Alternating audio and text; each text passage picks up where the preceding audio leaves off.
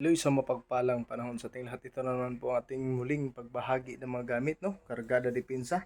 Yan po ang mga baong libon na may bato umo. At ito naman po ang bao isang mata, isang bibig na may bato umo.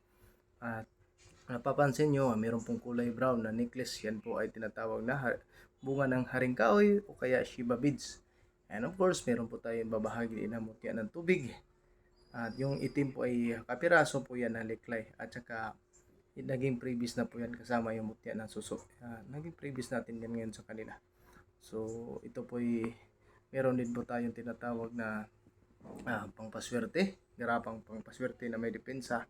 Yan naman po ay pangkalahatang garapa, pwedeng gamitin sa depensa, gamutan at panghanap buhay. Yan po ang ating gamit na babahagi.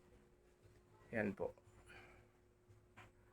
So, sa susunod na vlog ay ipapaliwanag natin kung ano ang mga sangkap. At siyempre po lahat sila, mapapansin nyo po may kopya po ng 24 medalyon. At yan pong kulay pula na isinulat natin, yan po ay sulit po na haring bakal ng mga orasyon.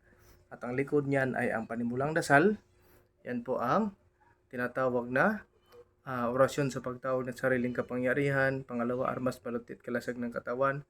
Pangatlo, pampawi ng galit. Pang-apat is pangkalahatang gamutan at depensa. Pang-lima is 24 oras taguliwas at 24 oras pangliwas bala. Pang-anim ay hindi pagputok ng baril. Pang-pito ay kabal ng haring bato. At pang-walo ay kabal ng balat, laman at saka buto. At pang-siyam ay 17 kabal. At of course, ang dasal sa bato umo. And pagkatapos po ay basbas at yung mga silyo po. Yan. So, yan po ang ating ibabahagi sa araw na to. It's September 23, 2024. Yan. So, yan po ang ating mga specialty na talagang nakakatulong sa bawat tumatangkilik. Yan. Lalo na po yung tinatawag nating langisan. Dahil sa langisan yan, pwede ka na makagamot sa sarili mo, sa iyong kapwa, at sa iyong mga mahal sa buhay.